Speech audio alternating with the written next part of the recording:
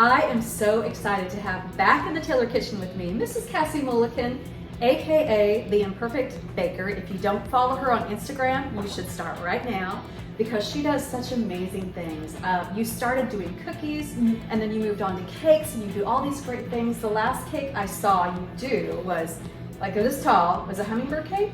It was a hummingbird cake, yes. It was beautiful. And Cassie actually did the smash cake for grandson Rowan, my grandson Rowan's first birthday party. It was an adorable cocomelon smash cake. So you gotta check her out. She does some amazing work.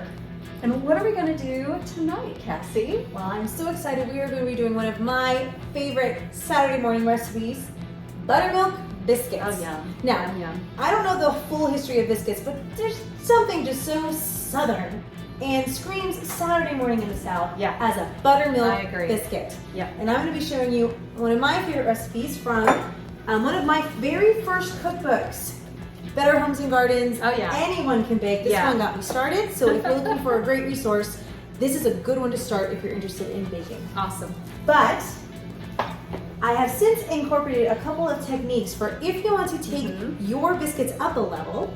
I've got a couple of techniques. One, I must confess, I saw on a cooking show, but it works. I can't tell you who it was, but I saw it. And the other is actually a technique from King Arthur Baking that they use on their pie crust. So I'm going to tell you about the straightforward recipe, but also the if you want to take it up a notch. So let's get started. Okay. The first thing you do with biscuits is you start with very cold butter. The secret to really good biscuits is actually you want your butter to be as cold as possible. So we are going to be starting with 3/4 cups of butter, which is actually 12 tablespoons.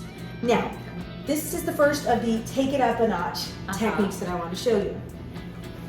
The first one is you take your first 8 tablespoons and you grab a grater, and we're actually going to grate this butter. Okay. What this does is it helps make the butter into small enough bits that as you incorporate it into the flour, it's just gonna easier incorporation. So we're gonna take a minute and we're going. I like this better than the old cutting it into the flour.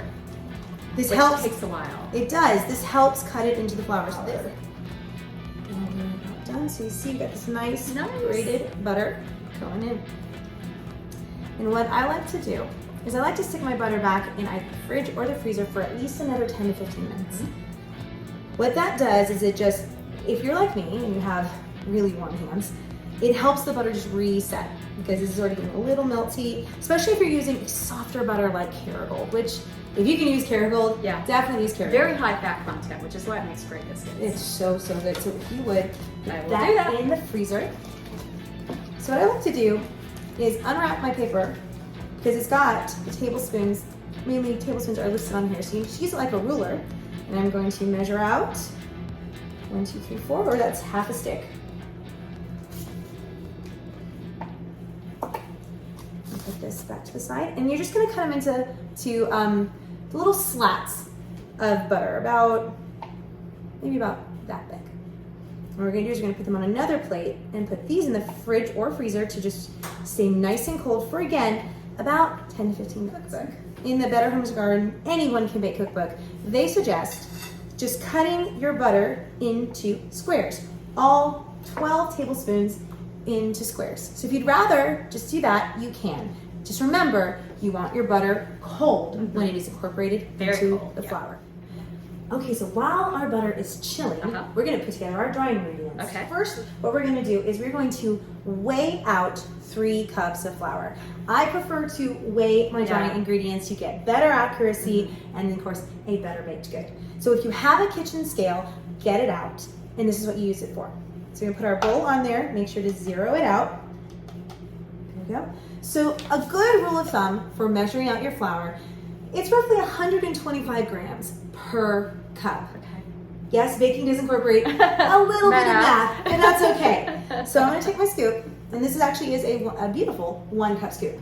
I'm just going to measure this out. So pop quiz, 125 times 3 is 375. Thank you. I've done this.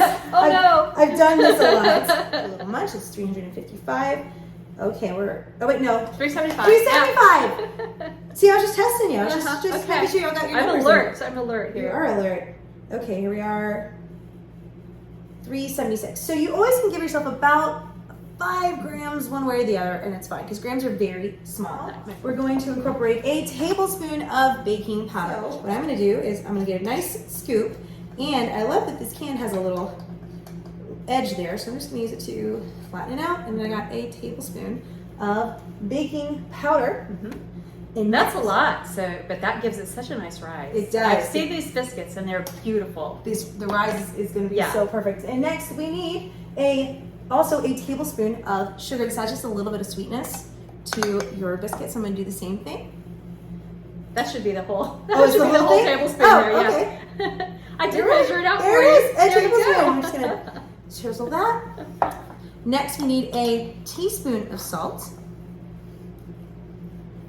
And always be accurate with your salt. You don't want it undersalted or oversalted. And biscuits need a bit of salt. Biscuit need a little salt. And then you need 3/4 teaspoons of cream of tartar. Okay. Cream of tartar is another element that adds fluffiness and rise to your baked goods. Okay.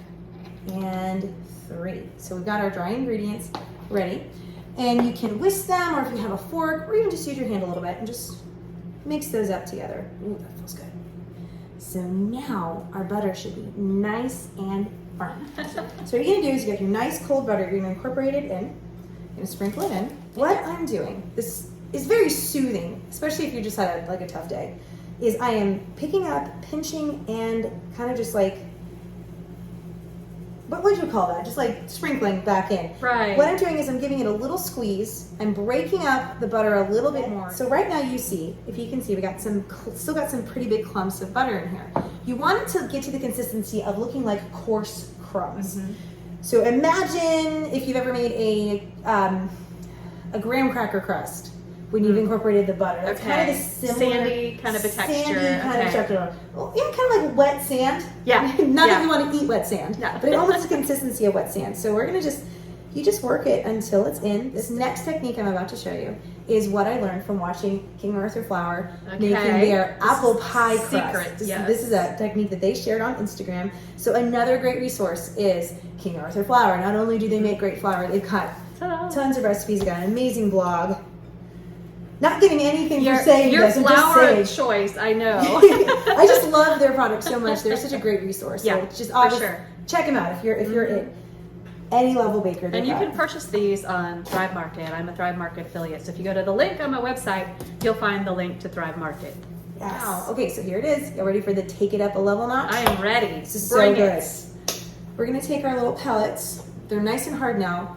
Kind of break them in half a little bit, but not too much. That would actually snap. Did you hear that? Some of these will. They're nice and cold. There we go. So now you've got these nice cuts of butter in here. And this, what we're going to do, I'm gonna hand you that, is simply we're going to gently kind of just pat flour into these. We're going to just incorporate these. We don't want to break them. You actually want these larger bits of butter. That's going to give you nice pockets. It does. It gives you pockets of buttery goodness, and it helps with the rise and the flakiness of your biscuits. Finally, the last ingredient is buttermilk. Buttermilk. Now, this recipe, you can use milk. You can use a cup of milk, or you can use 1 1/4 cup of buttermilk. And if you like what's called a drop biscuit, which is a biscuit that's a bit wetter and wouldn't require a biscuit cutter, you would use a 1.5 cups of buttermilk. Okay, so I'm short here. I need another 1/4 cup then. Oh, okay, yes. So we need 1 1/4 cup of buttermilk. And again, you want to use full fat if you can. Yeah. The fat, this is a There we go. fat-driven recipe. You want the fat from the butter and the buttermilk. Now, like Cassie, if I don't have buttermilk at home, well, what you can do if you really want that buttermilk consistency is you can make what's called sour milk. You take a cup of milk and a tablespoon of lemon juice, and you let it sit for 15 minutes, and that is a buttermilk equivalent. Yeah, because it'll curdle. It actually curdles the milk just that. enough. So you're going to make a little well of a pocket in your flour, and you're going to slowly pour your buttermilk. Now you can pour it all in, or you can add it slowly. Both work. I like to add it a little bit at a time because it helps kind of catch the dry bits that don't get it the first time. So what I like to do is I do roughly half of it, and I put it down. And since my hand's already dirty, I'm gonna have a little fun. I'm gonna mix it in. You're getting it wet, and your dough is going to start to come together. So you just use like 2 fingers and mix it in a little bit. It's almost like making homemade pasta. A little bit, exactly, Yeah. yeah. That's another thing I love to make is homemade pasta. Now what I'm gonna do is I'm gonna kind of look in my bowl for these dry bits that are still not quite incorporated, and that's where I'm gonna pour the rest of my buttermilk. So I'm just gonna kind of pull the dough a little bit to the side, and I'm gonna pour this kind of around the sides and the edges. And we're gonna keep incorporating it. Now it's okay if this doesn't completely come together in the bowl itself. Sometimes it will, sometimes it won't, because things happen, and it's okay. So Well, even like the humidity in the air affects humidity stuff like in this. the It's just air, crazy. the temperature outside. You're gonna take a little bit more of your flour. You're gonna dust a clean countertop. Okay. We're going to start kneading the dough, which is simply folding it and adding pressure. There's lots of kneading techniques. This is a simple fold technique. So I'm going to press this down, and I'm going to scoop the dry. I'm gonna press it in like this. It's gonna start out kind of crumbly and messy, and it's gonna come together. So you do about 6 to 8 folds. So you're just gonna fold it in half and press, and fold it again and press, and fold it again and press. And as you see, it's starting to come together. The moisture, the butter, everything is starting to come together. Nice. You see how it's starting to spring back? Oh, it is. Yeah, That's what you great. want. So now we've got this beautiful, beautiful biscuit dough that's come together. And now what we're gonna do is we're gonna take our rolling pin. Now I love French rolling pins. We're gonna roll this out. I wanna not get buttery hands in your flour bag. You do want to flour your rolling pin. Always flour your rolling pin. Yeah. Flour keeps things from sticking in general. We're gonna roll these out to about 3 1/4 inches, which I warn you is a little thicker than you think it would be. And we have a measuring stick So here, let's see, a where ruler, Where are we? just to be. Boom, just under an inch. Now, I will say these work really well even if you roll them out to about an inch. Okay. This will make anywhere between 9 to 12 biscuits depending on your biscuit cutter size. Okay. So we got this one. Gonna dip it in your flour again to keep it from sticking. And we're gonna cut. I like to start near the edge whenever I cut. You don't wanna start in the middle because you could potentially waste dough. Right. But Imperfect Bakers, we never waste dough. And I'll show you what we do after that. So we're gonna actually start here, get a nice cut. And you can see our that's butter gorgeous looking and already. our layers. Yeah. And we're gonna put it on a parchment paper. You bring me the yolk. I'll be your sous chef. So what we're gonna do is we have our oven already preheated to 450 degrees. And another one of my take it up a notch steps is if you have a pizza stone, have it heating in your oven. Use a peel, which is one of these amazing things that you use, with some parchment paper and lay your biscuits out. Now, if you don't have a pizza stone at home, that's fine. This works just as well with a baking pan.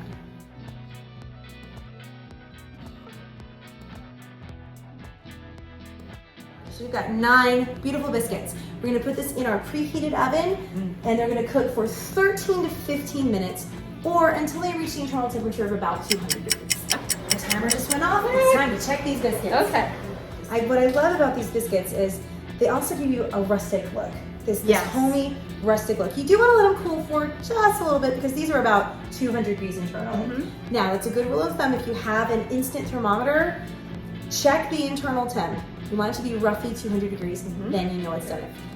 So there you are, traditional buttermilk biscuits. These are great with butter, I want more to butter. show something, because this one right here is a really good example of, you can see all of the flaky goodness in that. I mean, just amazing. So, you think we can dig into one of these? We can totally dig into one of these. I mean, I love I mine. would burn the roof of my mouth for a biscuit. Oh my gosh. I love mine with more butter, yes, more butter and jelly. What's your favorite jelly? Which one would you prefer? Oh gosh, I think I want this one. Okay, all right. Beautiful. Which jelly do I prefer? What's your I'm favorite? actually like an orange marmalade gal. Really? Yeah. I'm a blackberry jam kind of. Oh yeah. Well, then you're gonna love this.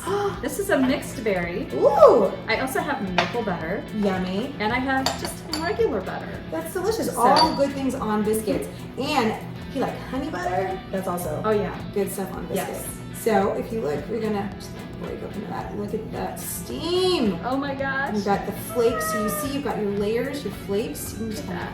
oh my gosh. Yeah, that's,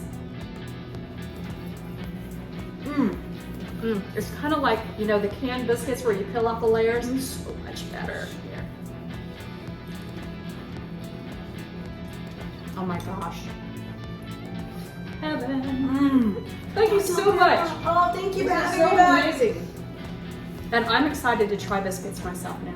Oh, I can't wait. You have to let me know No how they more go. hockey puck biscuits for me.